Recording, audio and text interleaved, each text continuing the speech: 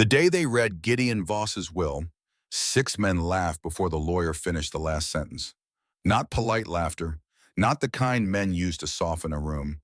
This was the other kind, immediate, certain, the kind that doesn't wait for permission, the kind that has already decided the outcome before anything has begun. Loretta Voss sat at the far end of the table and listened to all of it. She did not look at the floor. She did not look at her hands. She looked at each man one at a time, and she counted. 6. She noted their faces the way she had once noted flaws in fabric, without judgment, without feeling, just observation. That one near the window, arms crossed before the lawyer opened his mouth. The two by the door already leaning toward each other, Calhoun Brister standing rather than sitting, hands in his jacket pockets, watching her face instead of the document being read aloud. She noted that last detail especially. Most people in that room were laughing at what was being said. Calhoun Brister was watching to see how she received it. That was a different thing entirely. The lawyer's name was Petford. He had the careful voice of a man accustomed to delivering bad news in neutral tones, and he read from the document without inflection, without apology, without any indication that he found the contents unusual. 14 acres of basalt slope in the Dusk Pine Ridge area, Sublette County, Wyoming. One timber structure, single room, condition unverified. One cave formation, naturally occurring, documented but undeveloped. That was when the laughter began in earnest. Someone said it aloud. A cave. A pause, then she inherited a cave. Loretta heard it. She did not respond to it. She was still watching Calhoun Brister, who had still not laughed, who was still watching her, whose expression had shifted slightly in a way she could not yet name. Petford continued reading. The land had been purchased 17 years prior by Gideon Randolph Voss, her uncle, for the sum of $400. It had been assessed by the county 3 times in the intervening years. Each assessment had returned the same conclusion: marginal agricultural potential, negligible mineral value, no access road beyond the county line, no utilities, no improvements of note. Petford set the document down. "Mrs. Voss," he said, "your uncle has left you 14 acres of ridgeland, a structure that has not been inspected since 2019, and a geological feature that the county considers a liability rather than an asset." The room had not fully quieted. Someone was still chuckling near the back. Loretta folded her hands in her lap. She said, "Did my uncle receive any offers on the land?" The laughter stopped. Petford glanced at his notes. There were 3 purchase inquiries over the years, all declined. Who made them? A pause, brief but present. It was Calhoun Brister who answered, not Petford. County had an interested party some years back. It was a fair offer, given what the land is. Loretta looked at him directly for the first time. "You said fair offer. My uncle declined 3 times. What was fair about an offer a man refused 3 times? Nobody laughed at that. Calhoun's jaw moved slightly. He said nothing. Loretta turned back to Petford. "Is there anything else?" There was not. She thanked him. She stood without assistance. She collected her coat from the rack near the door, and she left the office, and she walked to her truck in the parking lot behind the building, and she sat in the driver's seat for exactly 4 minutes before she started the engine. She did not cry. She had not cried at her husband's funeral 3 years prior, not because she had not loved him, but because crying was something she did privately in her own time, in her own way. She had learned over 67 years of living that grief expressed publicly tends to become performance, and she had no interest in performing for anyone. What she did sitting in that truck was think. Gideon Voss had been her mother's brother. She had known him her entire life, though she had not known him well.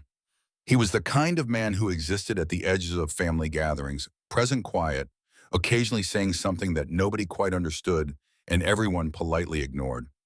He had worked for a mining survey company in his 30s and 40s, had retired early to pursue what the family called his project, and had spent the last 17 years of his life on a ridge in Wyoming, measuring things that, as far as anyone could tell, did not need measuring. He had died in November 2 years ago. She had attended the funeral. There had been no one else from the family. She had not expected to be in his will. She had not thought about it. And now she was sitting in a parking lot in Dusk Pine, Wyoming on a Tuesday morning in October, having just been told she owned a cave, and 6 men had laughed, and Calhoun Brister had not laughed. And that difference felt like the only thing in the room that mattered. She started the engine and drove toward the ridge. The county road ended where the map said it would at a gravel turnaround 3 miles from the base of the Dust Pine Formation. A hand-painted sign on a post read private property. Past this point, though the post had leaned at a 30-degree angle for long enough that the lean seemed intentional now. Loretta parked. She changed into her walking boots in the Gwen, an act that required more patience than it once had, her hands slower and stiffer than they had been at 50, at 40, at 30. She noticed this without complaint. It was simply a fact. Facts were adjustable. You worked around them. She took her pack, a canvas bag she had used for 2 decades, patched at one corner with a square of denim she had cut from a pair of her husband's old work pants, and she walked. The path Gideon had used over 17 years had compressed the soil enough to remain visible even now, 2 years after his last footfall. She followed it without difficulty. The grade was gentle at first, then sharper as the ridge asserted itself, and the scrub grass gave way to exposed rock, and the wind came in off the high country with that particular Wyoming character, not violent, just absolute, present, unapologetic. She was not a young woman. She knew this. She stopped twice on the climb, not because she could not continue, but because stopping to observe was a habit she had never seen reason to break. The first stop gave her a view back toward Duskpine, a small town visible in the valley below a water tower, a gas station, the squat rectangle of Calhoun Brister's building supply store with its faded painted logo on the south wall. The second stop gave her nothing to look at except rock and sky and the quality of the air changing as the elevation changed. She noted that the air at the second stop felt different, not warmer, not colder, something else, something more difficult to name. She continued. The cliff appeared without announcement. One moment the path was rising through scattered pine, and the next moment there was a wall of dark basalt, vertical, unbroken, and in the face of it an opening. Not large, not dramatic, just a gap in the stone perhaps 8 feet wide and 6 feet tall, the edges worn smooth in the manner of formations that have experienced the same conditions 10,000 times and have long since stopped reacting to them. She stood at the entrance and felt the air coming out of it. Not a wind, not a draft, something slower and more deliberate than either of those words. A steadiness, as if the cave were breathing at a rate so slow that calling it breathing at all seemed presumptuous. Loretta stood there for a long time. A person standing at a cave entrance in October in Wyoming ought to feel the cold. She felt it behind her in the air from the open slope in the wind off the high country. But at the cave mouth the air was something else. Not warm, not inviting in any comfortable sense, just stable, as though the temperature had made a decision years ago and saw no reason to revisit it. She reached into her pack and took out the small thermometer she kept there, a habit from decades of working in a shop where temperature affected how fabric behaved. She held it at the cave entrance for 3 minutes, 51 degrees Fahrenheit. She turned and held it in the open air behind her. 38 degrees, 13 degrees. A 13-degree difference, and October had barely started. She did not feel hope. She did not feel vindication. What she felt was something closer to recognition, the sensation of a pattern becoming visible. She had felt it before many times in her work, when a problem that had resisted understanding for days suddenly arranged itself into something legible. Not joy, not relief, recognition. She put the thermometer away and walked toward the cabin. Gideon's structure stood 30 yards below the cave entrance, slightly downslope, position she noticed at an angle to the prevailing wind rather than facing into it. Whether that was intentional or simply where the ground had been flattest, she could not yet say. The cabin was one room, log and board construction, the logs grayed and checked from years of sun and cold, the boards warped slightly outward along the west wall, where moisture had worked its way through repeatedly. The roof sagged on the western end. The door had dropped in its frame and required lifting slightly to open, which she accomplished by feel after the second attempt. Inside, the air moved, not violently, constantly, through gaps at the window frame, through the separation between 2 wallboards on the north side, through the space where the stovepipe met the ceiling. The cabin breathed cold in from multiple directions, and whatever heat a fire might have produced inside this room would have followed those same pathways directly back out into the October afternoon.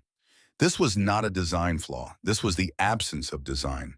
There was a difference. Loretta stood in the center of the single room and turned slowly, cataloging. A wood stove, cast iron intact. A narrow platform bed along the east wall bare, a table, one chair, a shelf with 4 tins of food and 3 mason jars of dried beans. A window on the south faced the pane intact, but the frame set loosely in the wall. And on the floor near the rear wall, she noticed it because she was looking for things that didn't belong to their category, a section of flooring that did not match the rest. Not in material, in sound. She pressed her boot down on it, then on the boards beside it. The surrounding floor gave a low, even contact sound. This section gave a sound with a hollow space beneath it. Not the hollow of rot or damage, a hollow with dimension, with intention. She knelt. The boards were fitted more tightly than the rest of the floor, with a single gap at one end large enough to hook a finger through. She had to pull twice before the section came free, 3 planks together cut to act as a unit. Below them was a void in the earth, perhaps 3 feet deep, lined with flat stone and sealed at the bottom with a layer of oil-treated canvas. Inside the void were 17 books. Not books, journals, composition notebooks, the kind sold at every pharmacy and hardware store in the country, the covers stiffened and warped by years of temperature change, each one labeled in the same precise hand, a number a year, a compass direction. 1 through 17, each one a year. 17 years of whatever Gideon Voss had been doing alone on this ridge. Beside the journals, a mercury thermometer in a leather case. A small level, the kind a carpenter carries in a shirt pocket. A measuring rod, wooden, the markings added by hand in permanent marker, at intervals that did not correspond to any standard unit she recognized. Gideon's own scale calibrated to something she did not yet understand. And beneath the journals, separated from them by a square of canvas, a single envelope. She recognized her name on the front in Gideon's handwriting.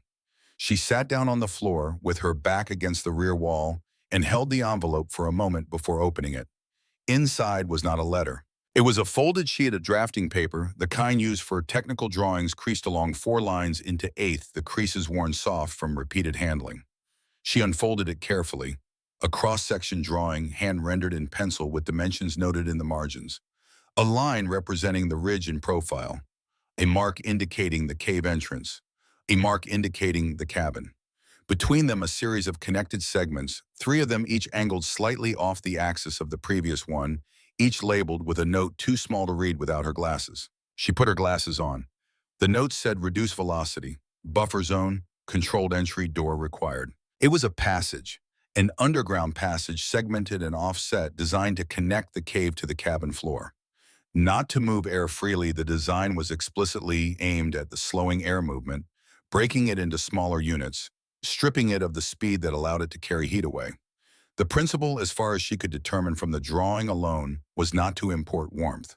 It was to import stability, to give the cabin access to the same thermal constancy that made the cave feel different from the open air. At the bottom of the drawing, in smaller letters, a single line, finish what the mountain started.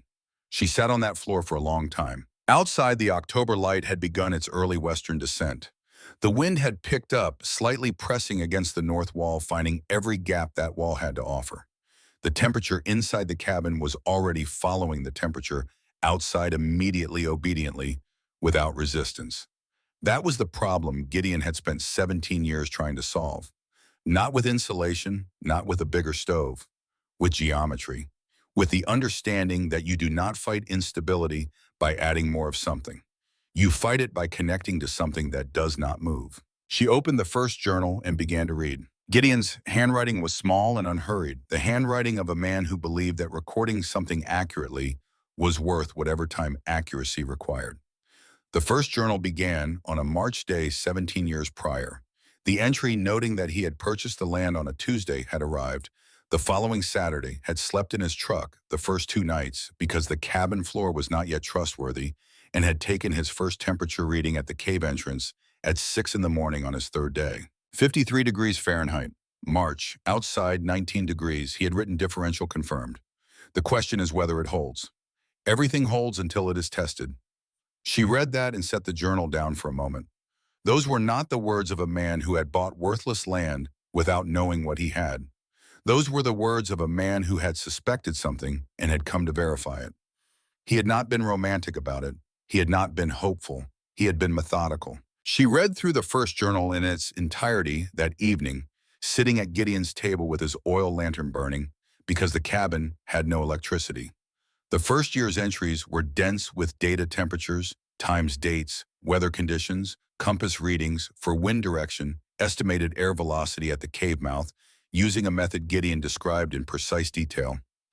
He had calibrated his measurements against a standard thermometer he had purchased before coming, and he checked that calibration monthly. He had been building a record that no one could argue with. He had been building the kind of evidence that wins when it is tested by people who doubt it. 12 years ago, she learned from the third journal the county had twice attempted to compel him to either fence the cave as a hazard or transfer the parcel to the county on grounds of dereliction. He had appeared at both proceedings with his journals, all 12 years of them at that point. He had presented temperature records, air movement records, a hand-drawn map of the cave interior that was more detailed than anything the county's files contained. He had argued quietly and with complete command of his evidence that the cave was not a hazard but a resource, that he was actively studying it, that his records met or exceeded the documentation standards applied to commercial geological surveys. He had won both times. The county had not tried again. She set the third journal down and looked at the drawing again. The channel, 3 offset segments, 2 internal barriers, 1 controlled entry door at the cave connection point. Gideon had begun the first segment. She found reference to it in the 14th journal, written 5 years ago when he had been 76. He had dug 14 feet before the soil composition changed to a kind that he could not safely excavate alone, and his hands had begun to fail him. He had documented the problem with the same absence of self-pity he applied to everything else. Hands unreliable at sustained pressure. Progress halted at 14 feet. Section 1 incomplete. Segments 2 and 3 not begun. The design holds. The body does not. He had stopped writing about the channel after that. He had continued measuring temperatures at the cave entrance every morning until the last entry in the 17th journal, dated 14 months before his death, when the handwriting had become large and unsteady, and the entry was only 8 words long. Steady again this morning. 51. It holds. Loretta closed the 17th journal and sat in the dark for a few minutes before relighting the lantern. She had not known her uncle well. She had known him as a peripheral presence, reliable, quiet, consistently present at the right moments, consistently absent from the wrong ones. She had not known until tonight that he had spent 17 years building something he could not finish. She had not known that he had fought for it twice in county proceedings and won both times. She had not known that he had designated her by name in a will he must have written years before his death, anticipating that she specifically would be the one to come. She thought about that for a while. He had not left this land to a son or daughter. He had no children. He had not left it to any organization or institution.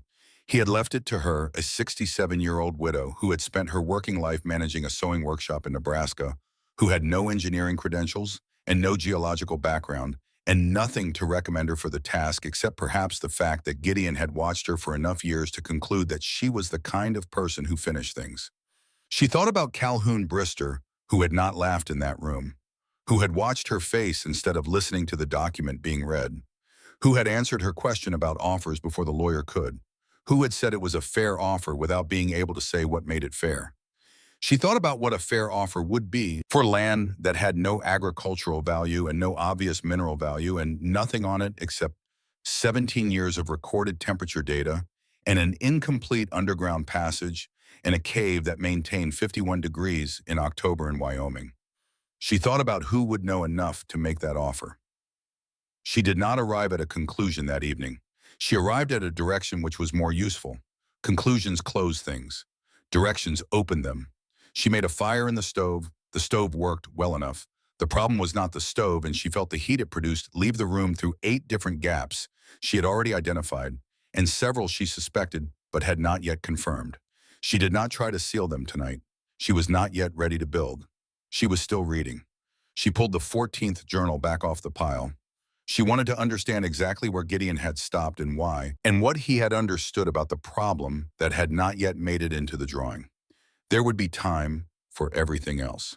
The mountain was not going anywhere. On the 5th morning, she heard the truck before she saw it.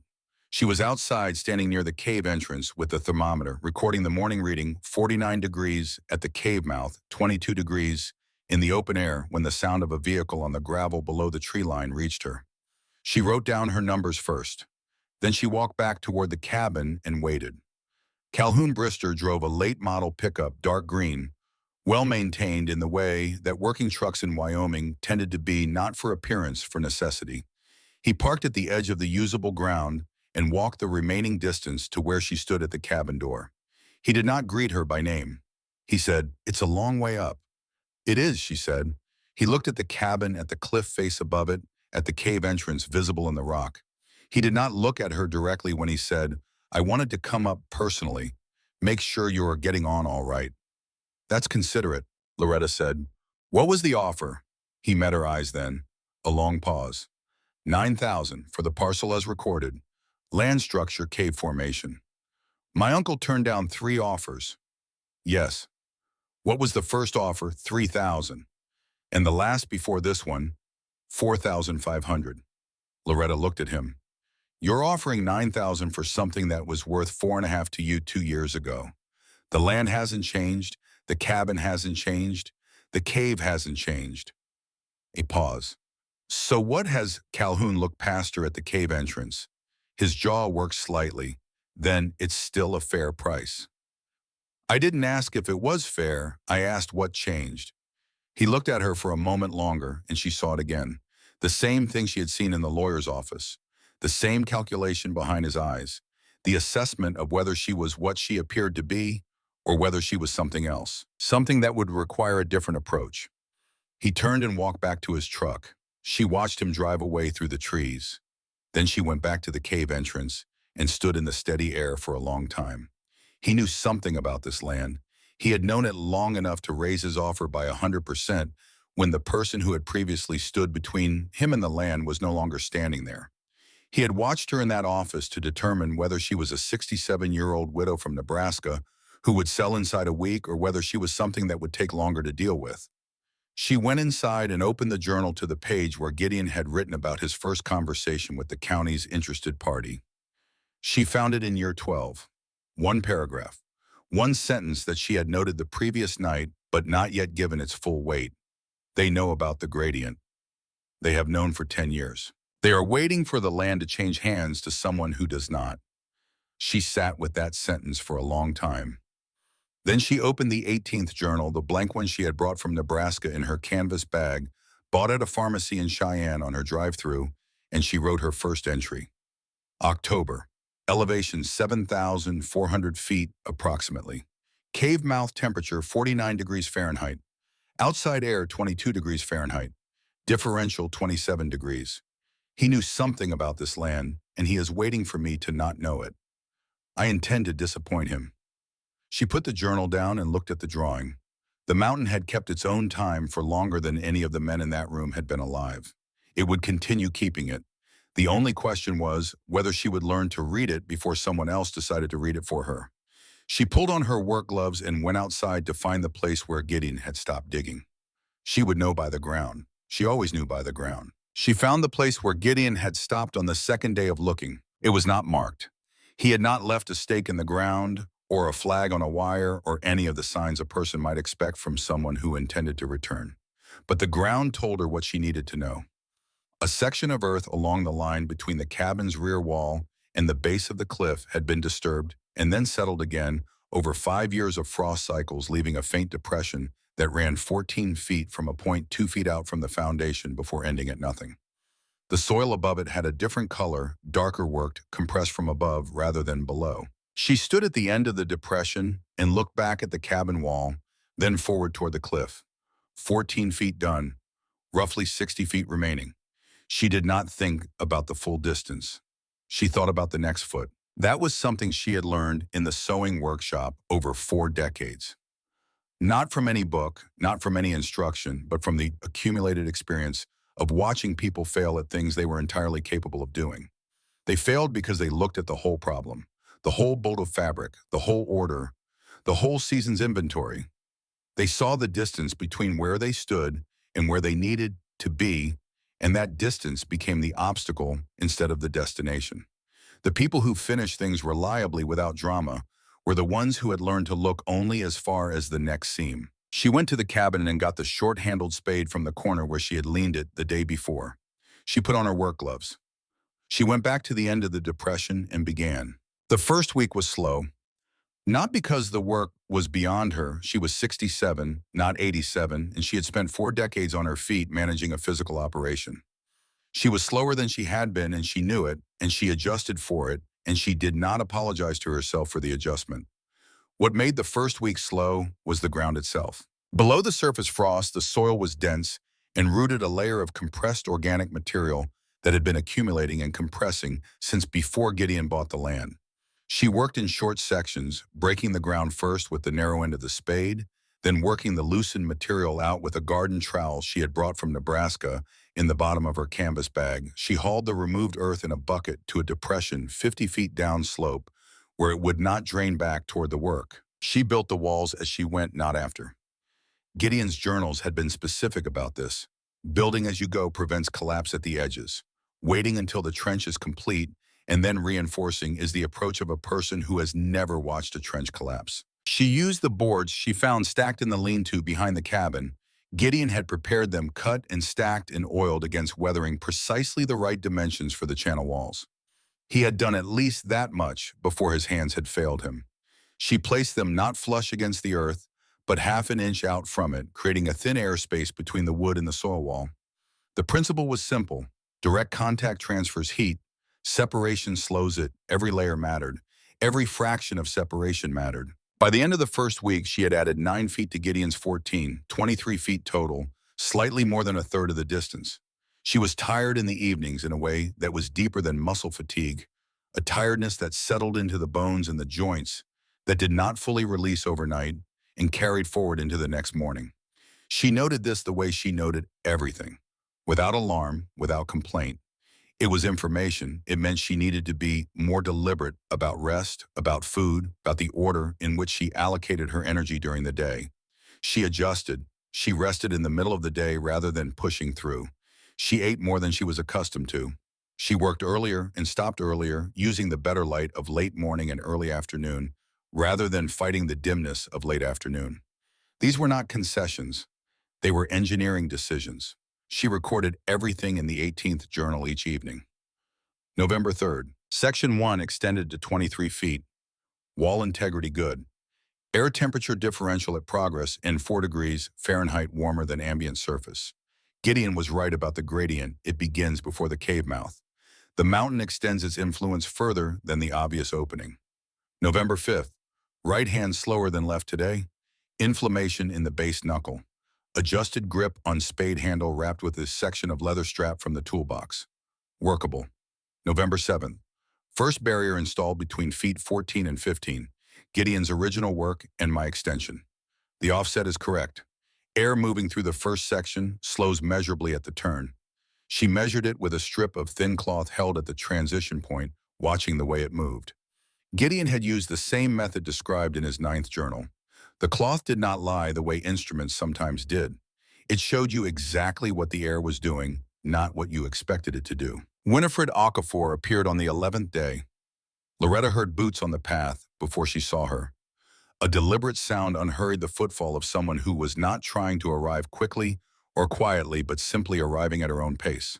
She came around the south side of the cabin, carrying a covered pot and wearing a canvas jacket that had been repaired at both elbows with leather patches that did not match the jacket's color and did not need to. She was 71 years old, and she moved like someone who had made a decision many years ago to be exactly as slow as was required and not one bit slower. She set the pot on the step outside the cabin door. She looked at the trench, at the boards lining its walls, at the disturbed earth running toward the cliff face. She looked at this for a long time without speaking. Then she said, "He told me someone would come and do this." "He told you specifically," Loretta said.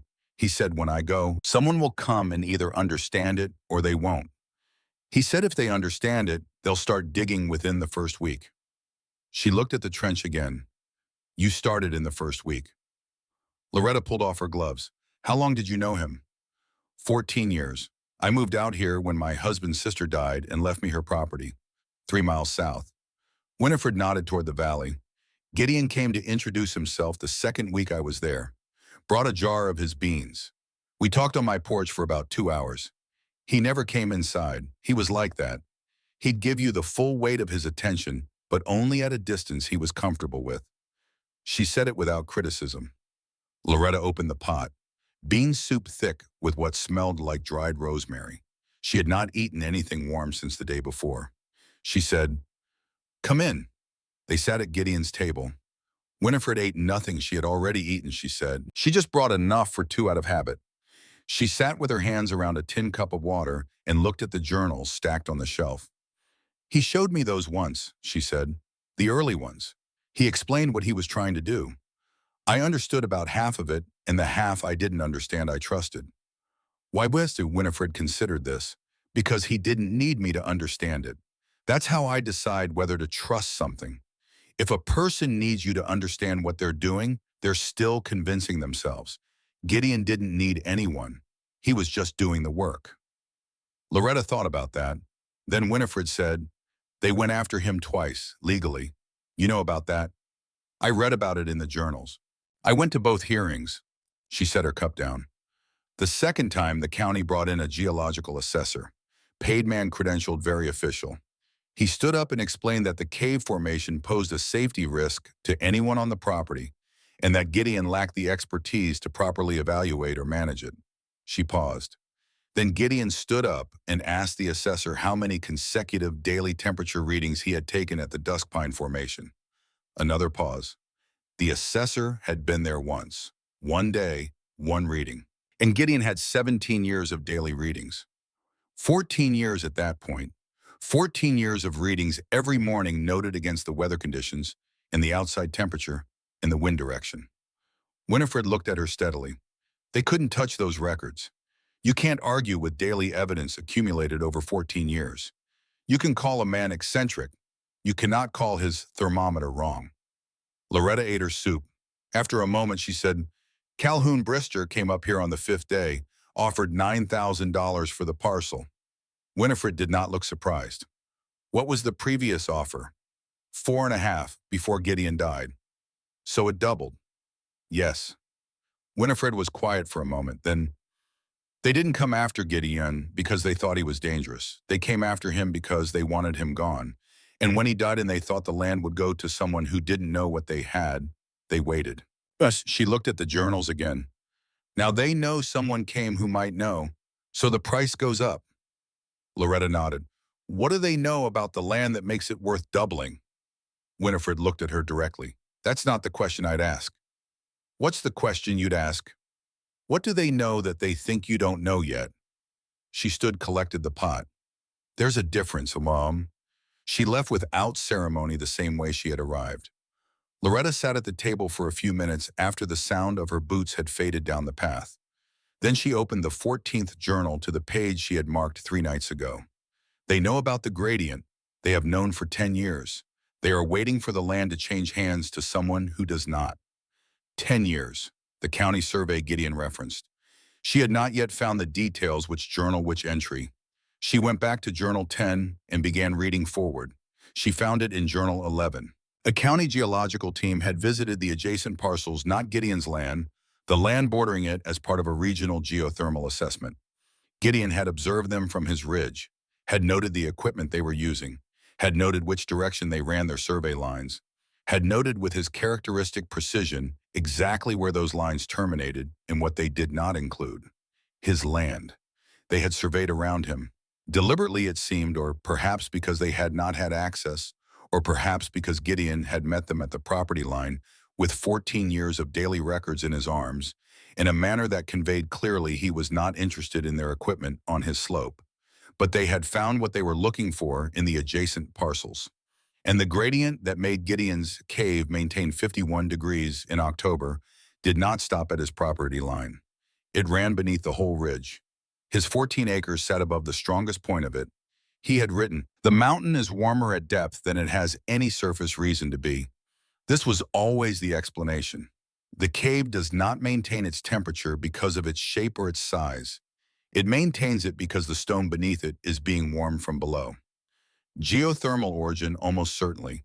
A slow heat, enormous, unaffected by seasons, unaffected by weather, unaffected by anything that happens on the surface, and then one line below that's separated by a space.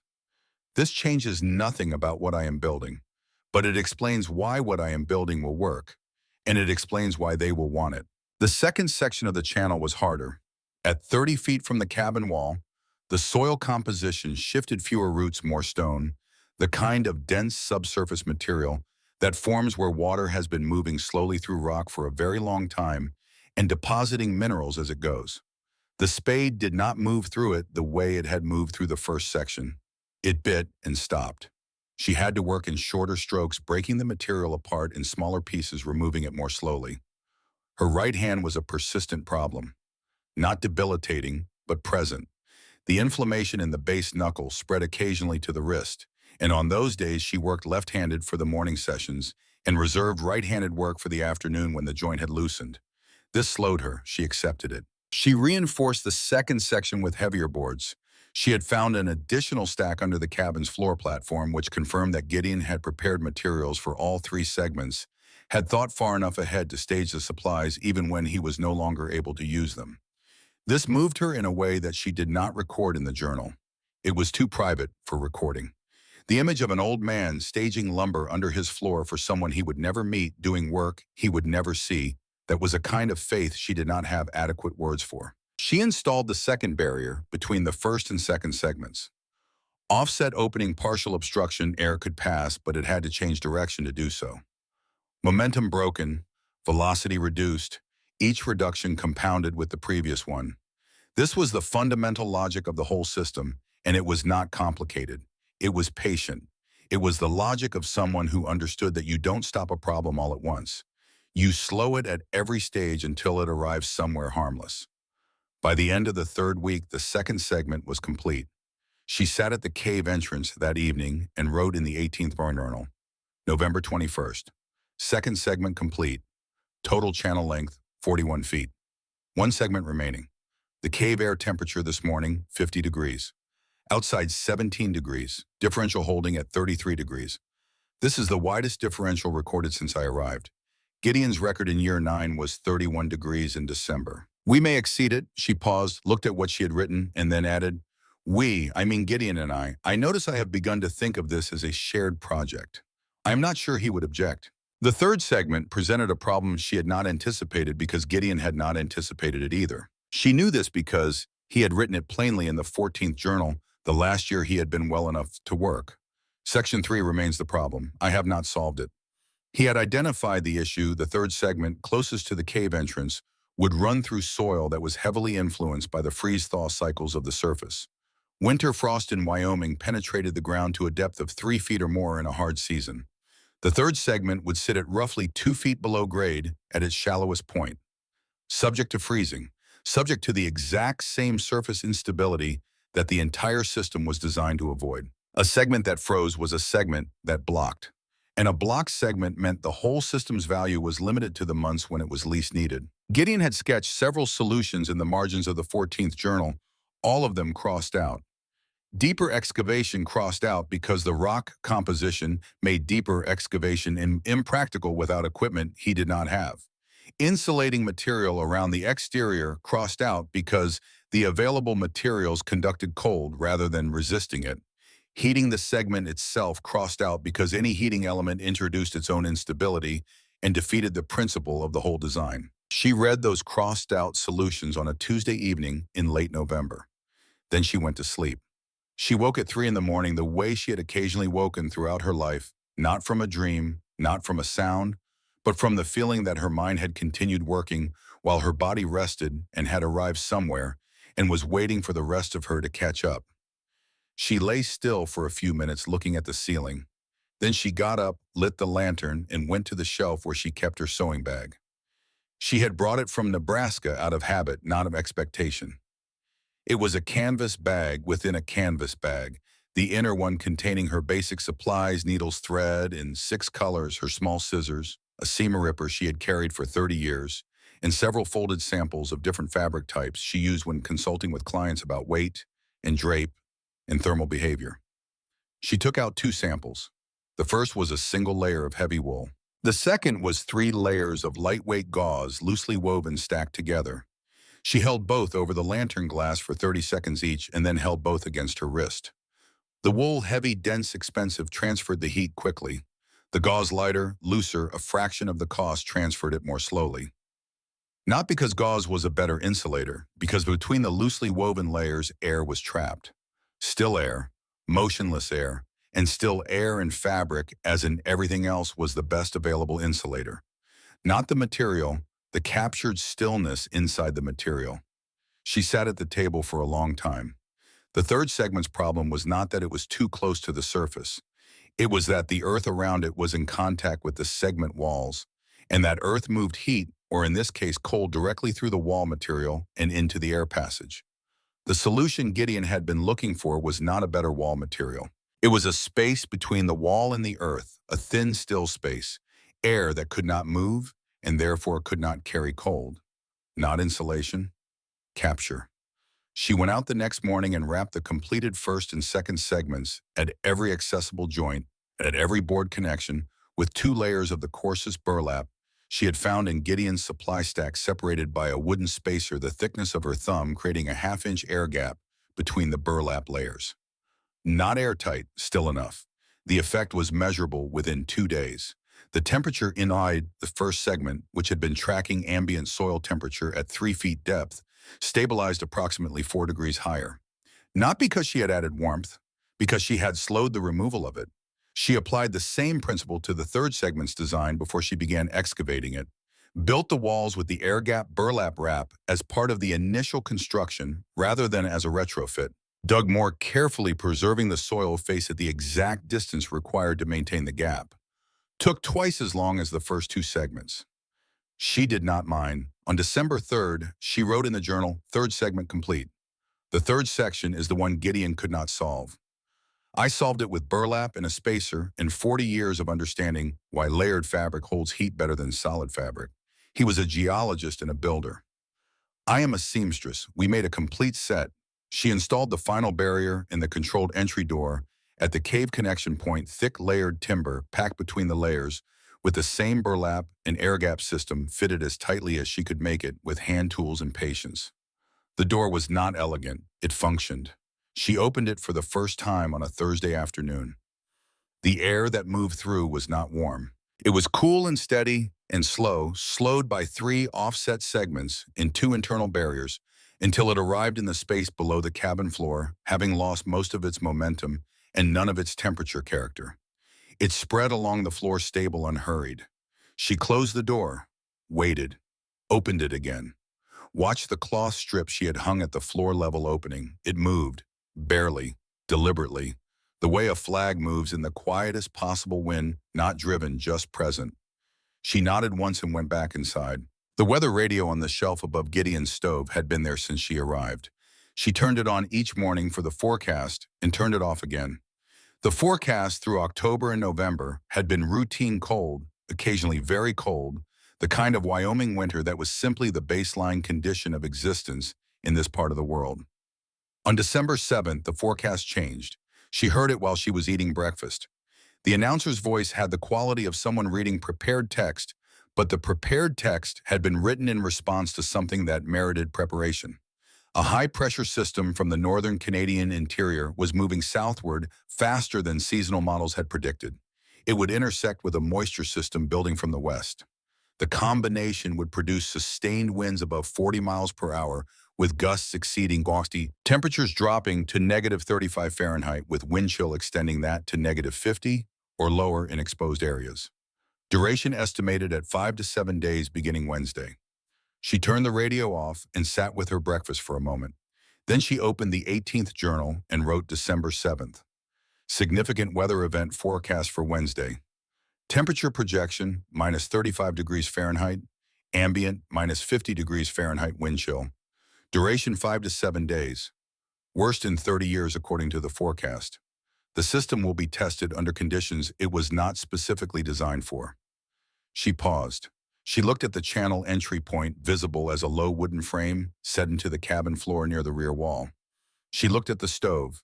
She looked at the boards on the north wall where the wind found its way through, and where she had, over the past 6 weeks, reduced though not eliminated the gaps. She looked at the thermometer on the shelf. Then she wrote the last line of the entry. System complete, untested under real conditions.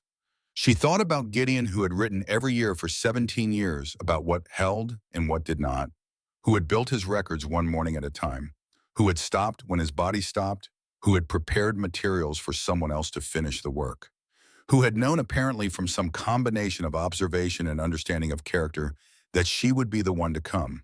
She closed the journal. We'll know soon. Outside, the sky to the north had a color she recognized, not the soft gray of ordinary winter overcast, but a harder, flatter color, a color that did not negotiate. She had seen it once before in Nebraska, the winter her husband had been ill. She had watched that sky from the hospital parking lot and understood, without anyone telling her, that it meant something serious was coming, and that serious things, when they came, did not ask whether you were ready. You were ready or you were not. She went inside and checked every seal she had made over the past 6 weeks, every gap she had addressed, every board she had added, every joint she had packed. She checked the channel door. She checked the burlap wrapping on the accessible portions of the first segment. She checked the stove's fuel supply, the stack of split wood in the lean-to, the 2 additional logs she had moved inside 2 days ago, when her hands had told her the temperature was going to drop before the forecast caught up with it. Everything was as she had left it. Everything was as good as she could make it. She sat in the single chair and looked at the channel entry frame in the floor, and listened to the wind beginning to change pitch outside the north wall, and thought about the 14 acres of basalt slope that 6 men had laughed at, and the 17 kuons so Guy Chep, careful man, who had spent 17 years proving those men wrong, and the unfinished drawing on the drafting paper and the single line at its bottom. Finish what the mountain started. She had. The rest was the mountain's turn. The storm did not arrive the way storms arrive in stories. There was no single moment when the world changed. It narrowed. That was the more accurate word. It narrowed hour by hour, taking the distance away. First, then the color, then the definition of individual things, until everything beyond the cabin walls became a single and differentiated fact, cold white moving, and the world contracted to the size of whatever you could hold and keep. Wednesday morning, the wind was present but manageable. By Wednesday afternoon, it had committed. By Wednesday evening, it had stopped being weather and started being condition, the kind that does not pass through but settles, occupies, takes up residence in every gap and failure in place, where a structure has not been sufficiently deliberate about its own integrity. Loretta did not fight it. She had not built anything she intended to fight with. She adjusted the channel door to its narrowest functional opening, a gap of approximately 2 inches, enough to allow exchange, narrow enough to reduce volume. She made the fire small and steady, not large and reactive. She had learned from 6 weeks of daily observation that the cabin's new behavior did not reward large fires. Large fires created pressure differentials that pulled cold air through the remaining gaps faster than the stove could compensate. Small fires sustained, working in concert with the channel's stabilizing effect, produced a different result entirely. Not warmth in the way people expected warmth, immediate, enveloping, obvious. Something quieter than that. The cabin temperature dropped through Wednesday night, but dropped slowly. Where it had previously followed the outside temperature with the obedience of something that had no other choice, it now lagged. It fell behind the outside conditions by several hours. And several hours in a sustained cold event was the difference between manageable and not. She recorded the temperatures every 2 hours through the first night, sleeping in intervals between readings. Wednesday midnight, inside 31 degrees, outside -17. Thursday 2 a.m. inside 28 degrees, outside -22. Thursday 4 a.m. inside 26 degrees, outside -26. The gap between inside and outside was holding at 48 to 50 degrees consistently. The cave's influence, slowed, filtered, buffered through 3 offset segments and 2 barriers, was present in that gap. Not as warmth, as resistance to loss, as the difference between a system that was failing and one that was simply being tested. She put on every layer she owned and slept for 3 hours before the next reading. By Thursday afternoon, Dustpine was quiet in the way that towns go quiet under sustained pressure. Not the quiet of rest, but the quiet of effort directed entirely inward, every resource allocated to maintenance, nothing left for anything outward facing. She could not see the town from the cabin. She knew it was there the way she knew other things she could not see, by the logic of what surrounded it, by the pattern of what she had observed before visibility disappeared. She thought about the structures in Dustpine. She had driven through it enough times in the past 6 weeks to have noted them the way she noted most things, not with particular intent, just with the habit of observation she had carried her entire life. The residential buildings along the main road were what Wyoming called winterized, which meant they had been built with the expectation of cold, but not the expectation of this cold sustained for this long at these wind speeds. The difference mattered. Building for cold and building for sustained extreme cold were different engineering problems, and most residential construction in small towns solved the first problem adequately and the second one not at all. Calhoun Brister's building supply store was a large commercial structure on the south end of the main road. Metal-framed high ceiling, the kind of building that absorbed heat in summer and surrendered it in winter with equal facility, because thermal mass was not a concern when you were selling lumber and pipe fittings. It had a basement. She had seen the exterior access door on the east side, ground level heavy steel.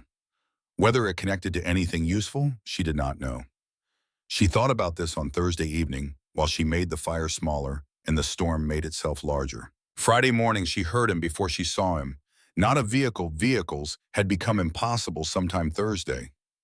Boots, the sound of a person moving through 2 feet of wind-driven snow with the particular determination of someone who has decided to go somewhere and has not yet fully accounted for the consequences of that decision.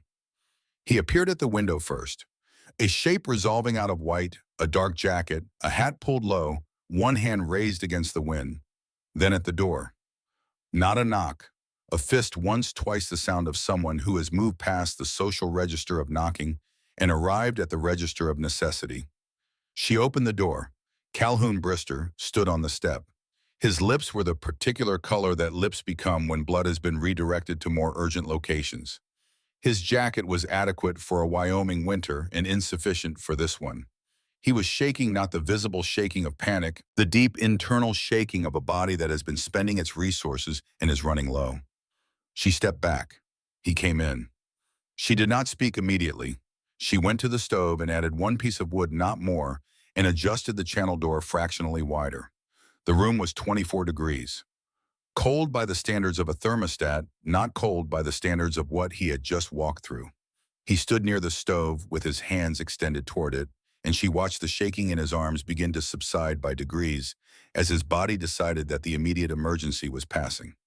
After several minutes, he said, "The heating system at the store collapsed yesterday afternoon. Pipe failure at the main junction. I have 13 people in there, older residents mostly, 3 children." He stopped. 2 of the children are under 10. She looked at him. "Fuel supply is limited," he continued. "I've been running space heaters off a generator. Generator fuel will last another 36 hours at current draw. After that," he stopped again. "What's the temperature inside the store now?" 41 degrees when I left. It's been dropping about 3 degrees an hour." She did the arithmetic without comment. 36 hours of generator fuel, 3 degrees per hour, 41 degrees now falling. The timeline was not comfortable. She went to the shelf and took down the 18th journal and Gideon's 14th, the one with the channel diagrams and the marginal notes. She set them on the table. She pulled out the chair and sat down. "Sit," she said. He sat across from her. She opened the 14th journal into the cross-section drawing Gideon had made of the channel system, the one she had long since memorized, but which was clearer to communicate from than her own description. She turned it toward him. "Your store has a basement," she said. "Steel access door on the east side." He looked at the drawing, then at her. "Yes. How deep is it? 8-9 feet below grade. Does it connect to any existing underground structure? Old utility-run drainage channel, anything?" He thought. "There's an old mining access shaft, sealed in 1989, runs under the east side of the building. I don't know exactly how deep it goes. The county record said 60-70 feet. Loretta looked at the drawing. 60 to 70 feet of depth meant rock that had not been touched by surface temperature variation in decades. Rock that had been sitting at a stable gradient for decades. Not identical to the cave. Nothing would be identical to the cave without Gideon's 17 years of specific data, But the principle did not require perfection. It required sufficiency. She said, if you can access that shaft from the basement, even partially, and you can create a restricted connection between the shaft air and the basement space, you can slow the rate of heat loss in the building above it, not stop it. Slow it. He looked at the drawing for a long time. She showed him the offset principle, not connected directly, never directly, because direct connection imports the problem along with the solution. Offset, partial barrier.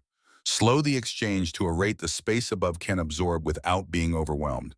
She showed him the burlap air gap method, 2 layers separated, still air between them. The method of a seamstress, not an engineer, but the physics did not ask for credentials. She showed him what Gideon had understood and what she had completed. You do not generate stability. You borrow it from what is already stable. The mountain had been stable for longer than any of them had been alive. You connected to it correctly, and you borrowed what it had been holding for geological time. He sat across from her and listened to all of it without interrupting, which was not the behavior she had expected from him. She noted it. When she finished, he was quiet for a moment. He looked at the journals stacked on the shelf. He looked at the channel entry frame in the floor. He looked at the thermometer on the wall, which read 23 degrees inside, while the wind outside had not relented in any measurable way since Wednesday. Then he said, my store's heating collapsed last night. There are 13 people sheltering there. You said that. I know. A pause. I wanted to say it again because the first time I said it the way I say most things, like a problem I'm presenting to be solved. He stopped.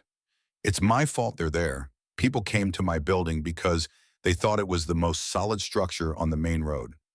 A long pause. I sold them that idea for 30 years, that my building was the solid one. She looked at him. It's not a bad building, she said. It wasn't designed for this. Nothing in Dusk Pine was designed for this. No, she said, but some things will hold better than others, and the ones that hold better turn out always the ones that looked strongest before it started. He looked at her steadily. Then he said in a voice that had lost whatever register he used in the world below the ridge, I knew about the geothermal survey. 10 years ago, county ran the assessment on the adjacent parcels. The gradient readings extended to this ridge. Everybody on the assessment team knew the highest concentration was under this 14 acres. A pause. Your uncle knew too. He was standing at his property line when they ran the survey. He could read their equipment. Loretta was still. He came to see me after, Calhoun continued, came into the store. This was 10 years ago. He was 71. He stood at my counter and he told me what the survey had found, and he told me what he was building. And he told me that if the county or any private interest tried to acquire his land, he had 10 years of records at that point, and he would use them the same way he'd used them in the county hearings. And then he said something I've thought about since. Calhoun looked at the window at the white nothing beyond it. He said, when I'm gone, whoever comes to that land will either understand what it is or they won't. If they don't, the land will go the way these things go, and the town will get a geothermal access deal that benefits the company more than the town, and everyone will call it progress. A pause. And if they do understand, he stopped. What did he say? He said if they understand it, Dusk Pine will finally have something it built itself, something that belongs to it instead of to whoever owns the rights. The wind drove against the north wall. The cloth strip over the channel entry moved in its slow, deliberate way. He told you that, Loretta said. Yes. And you still made the offers. I made the first offer the week after he died because I thought the land would go to probate and I could acquire it through the county before anyone else positioned themselves. A long pause. The other offers I made because I thought you were a woman from Nebraska who inherited a problem and would be glad to be rid of it. The room was quiet except for the storm and the small sound of the fire. I laughed at the reading, he said finally, because I thought you'd sell inside a week. She looked at him for a long moment. My uncle sat on a ridge for 17 years, she said, and he recorded 51 degrees at that cave mouth every morning. Not approximately 51. Not 51 on good days. 51. Because the mountain underneath him was keeping its own schedule, and he was patient enough to learn it. She closed the 14th journal. He didn't need anyone to believe him. He needed someone to finish it. She stood. She took 2 pieces of burlap from the supply stack she kept under the platform, bed remnants from the third segment's construction, and a length of wooden dowel and 3 coils of the baling wire Gideon had stored in the lean-to. She put them on the table in front of Calhoun. "This is what you're going to bring back," she said. "The principle is the air gap. 2 layers of fabric separated by the width of that dowel, stapled or wired to whatever frame you build over the shaft access. You're not trying to heat the basement. You're trying to slow the rate at which the basement surrenders what heat it has." She looked at him. "You can do this." "I'm not an engineer." "Neither am I," she said. "I'm a seamstress. It's the same principle." He looked at the materials. He looked at the journal drawings one more time. Then he picked up the burlap carefully, the way a person picks up something they have decided to take seriously. He stood. He put his jacket back on. He looked at her. "Winifred Okafor," Loretta said. She lives 3 miles south. She'll know the structure of that building better than you do. Her husband's sister owned property on your road for 20 years. She used to help with repairs." A pause. "Take her with you." He nodded. He went to the door, opened it. The cold came in complete and immediate. He stopped without turning. Gideon said one more thing that day, at the counter. A pause. He said the mountain doesn't care who owns the title. It'll keep its temperature regardless. The only question is whether the people on top of it are paying attention. He went out into the white. She closed the door and stood with her back against it for a moment. Then she went to the channel entry frame and opened the door to its widest functional position. She needed the full exchange now, not for warmth, for information. She wanted to feel the system working at its limit, wanted to know what it had to give when asked for everything. The air that moved through was the same as it had always been. Cool, steady, indifferent to the storm in the particular way that things indifferent to storms are indifferent not because they are protected from them, but because they operate at a depth and a timescale that storms do not reach. She made the fire slightly larger and sat in the chair and watched the thermometer. 23 inside, -31 outside, a differential of 54 degrees. Holding. She opened the 18th journal.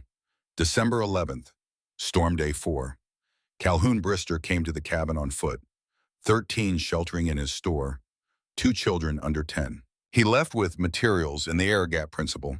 He will attempt a partial solution at the mining shaft beneath the building. She paused. Then, he told me what Gideon told him 10 years ago. My uncle went to his counter and told him what the land was worth and what he was building and what would happen when he was gone. He told Calhoun Brister of all people because Calhoun Brister was the person most likely to take the land from whoever came after. And Gideon wanted him to know not to stop him, but to make him understand what he would be taking. She set the pen down. Gideon had not been naive. He had understood exactly how things worked in small towns, how land changed hands, how knowledge became leverage, how a geothermal survey could become a commercial interest if the land above it ended up with someone who did not know what they had. He had not tried to prevent any of it through legal structure or formal agreement. He had done something simpler and she thought more lasting. He had built a record that could not be argued with, and he had put her name on the envelope. The storm broke on the morning of the 6th day. Not suddenly. Storms of that character do not end with drama. They withdraw. The wind dropped first, not to nothing, to something that felt like nothing by comparison. The visibility extended from 10 feet to 50, then to 200, then to the tree line, then to the valley where dust pine sat gathering itself back together in the gray winter light. Loretta stood at the cabin door and looked at it. She had slept properly the previous 2 nights, the system having demonstrated by then that it would hold without constant adjustment, that it had found its functional equilibrium and would maintain it. She had slept 6 hours each night and recorded temperatures at dawn and dusk only. The numbers had been consistent. Inside, the temperature had not fallen below 21 degrees at any point in the 6-day event. Outside, it had not risen above -28. A differential of 49 degrees held continuously through the worst sustained cold event the region had experienced in 30 years, with a fire she had kept deliberately small, in a system that an old woman had built alone with hand tools and her dead uncle's notes and a piece of knowledge from 40 years of working with fabric. She wrote it in the journal without editorial. Just the numbers, just the dates, just the facts in the manner Gideon had taught her by example. Then she put on her boots and her heaviest coat and walked out into the aftermath. The snow had reformed the landscape. Every low point filled every path, buried every structure's outline softened by accumulation. She walked carefully, testing the ground beneath the snow before committing each step, and made her way to the cave entrance. The cave entrance was clear, not because someone had cleared it, because the air moving steadily outward from the cave's interior had prevented significant accumulation at the opening itself. A small arc of bare rock at the entrance, surrounded by 4 feet of snow on either side. She held the thermometer, 50 degrees, exactly. Outside, 19 degrees. She stood there for a long time. Winifred came up 4 days after the storm ended, when the county plow had made the road passable enough for a vehicle with good tires and patience. She knocked this time. She sat at the table with her cup and said without preamble, 13 people, all fine. 2 of the children had mild hypothermia symptoms. They're recovered. She set the cup down. The shaft access in the basement. Calhoun broke through the sealed panel Friday afternoon. It goes 63 feet. The temperature at the bottom was 53 degrees. Loretta looked at her. He used the burlap in the gap frame over the access opening. Winifred continued, built it wrong the first time I had to show him the separation. He'd compressed the layers together. Once he separated them, the basement temperature stabilized within 4 hours. Stopped dropping. A pause. It was 37 degrees in there. Would have been below 20 by Saturday morning without it. He figured out the separation himself. I showed him. He understood it immediately once he saw it. That's the thing about Calhoun. He's not stupid. He just leads with what he already knows. She looked at the stack of journals on the shelf. He's been telling people it was your design. Every person who asks him how the building held, he tells them it was your design and your uncle's principle. Loretta considered this. It was Gideon's principle. Yes, but Gideon's been gone 2 years and you're here, so people will start with you. Winifred looked at her with the directness of a woman who has stopped editing herself. They'll come up here, not all of them, but enough. People who lost heat and want to understand why some things held and others didn't. They should read the journals. Some of them will, the rest will need it explained in simpler terms first. A pause. You're good at that, explaining things in the terms the other person can use. Loretta looked at the channel entry in the floor. I explained it using a sewing analogy to a building supply store owner in a blizzard. And 13 people are alive, Winifred said simply, including 2 children under 10. The room was quiet. There's going to be a town meeting, Winifred said. Calhoun's called it. He wants to talk about winterization standards for the residential buildings. He's asked if you'll come. When the road's clear enough. 2 weeks maybe. Loretta thought about the 14 acres of basalt slope, the cave entrance swept clean by steady air, the channel running underground from mountain to cabin, built by an old man over 17 years and finished by his niece in 6 weeks with hand tools and burlap and a principle borrowed from a sewing workshop in Nebraska. I'll come, she said, but I won't be the one explaining. I'll bring the journals. Anyone who wants to understand it starts there. Winifred nodded. He documented it well. He documented it perfectly, Loretta said. He just needed someone to finish it. The meeting happened on a Thursday in January, 3 weeks after the storm. Loretta drove down from the ridge for the first time since October. The road was navigable barely. She parked in front of the community building and sat in the cab for a moment looking at the main street of Dusk Pine. Some structures had visible damaged roof lines that had shifted. One building with a wall bowed outward from the weight and cold, the post office with a section of insulation hanging loose from the eave where ice had worked its way into the seam. Not destruction. Evidence. The storm had shown every building what it was, and the evidence of that showing was written on the exteriors in ways that would take the spring to fully read. She went in carrying the journals, all 18 of them. There were perhaps 40 people in the room. She recognized some faces, Calhoun near the front standing rather than sitting as usual, but with a quality in his posture she had not seen in the lawyer's office. Less certainty, more attention. Winifred was near the back, hands in her jacket pockets, watching everything. Calhoun opened the meeting. He spoke plainly without the Chamber of Commerce manner she had observed in previous interactions. He described what had failed in his building and what had partially compensated for the failure. He said Loretta Voss had provided the principle and the materials from her ridge property. He said her uncle Gideon had spent 17 years developing that principle. He said the town had considered Gideon Voss an eccentric for most of those 17 years and had attempted twice to compel him off his land. He said this without qualification, without softening it. Loretta did not speak during the meeting. She was not there to speak. She sat with the journals on the table in front of her, and when people looked at her, she looked back, and when they asked questions, she answered them directly and briefly and pointed to the relevant journal when there was one.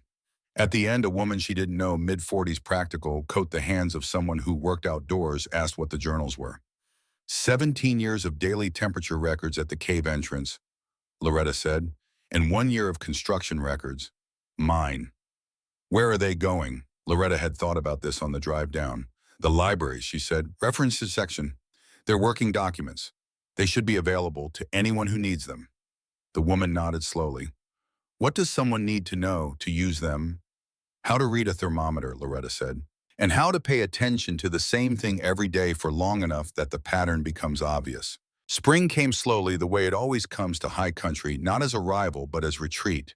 The cold withdrawing incrementally, the snow receding to reveal the ground in stages, each stage showing what had been true under the surface all winter. On the first morning that the thermometer outside the cabin read above freezing, Loretta walked to the cave entrance with her journal and her thermometer and stood in the steady air and took her reading.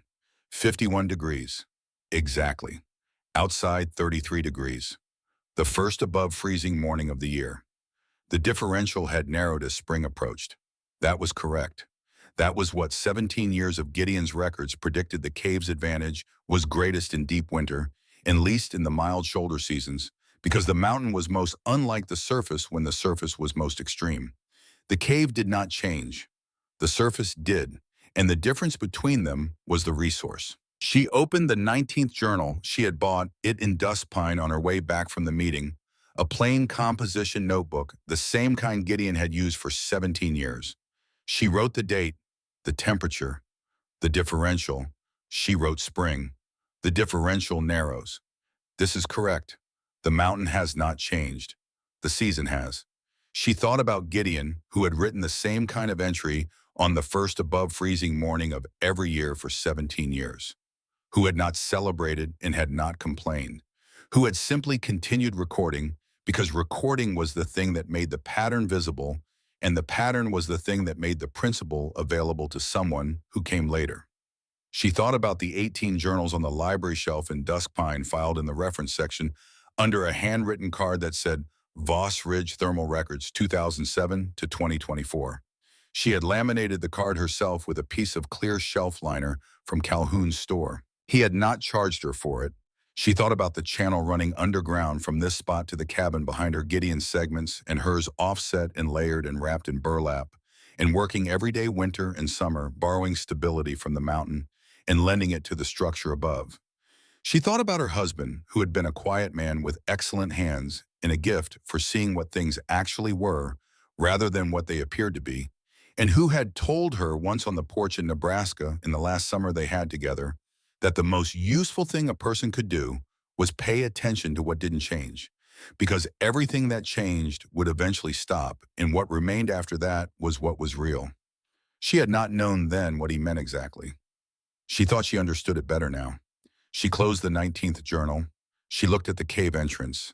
The air moved outward slow and steady, exactly as it had moved on the first morning Gideon Voss had stood here 17 years ago, with a thermometer and a composition notebook and a question he had decided to take seriously. 51 degrees, regardless. The mountain had kept its own time through every season Gideon had recorded, and every season before that, and every season that would follow. It did not hurry. It did not respond to what happened on the surface. It held what it had been given and gave it back slowly, consistently, without drama to anyone patient enough to receive it correctly. She picked up her journal and her thermometer. She walked back toward the cabin. Behind her, the cave breathed its steady breath into the April morning, the same breath it had breathed in February and October and July, and every morning in between the same breath it would breathe tomorrow, and the day after, quiet and constant and entirely indifferent to whether anyone was paying attention. But she was paying attention. She always had been. That in the end was the whole of it.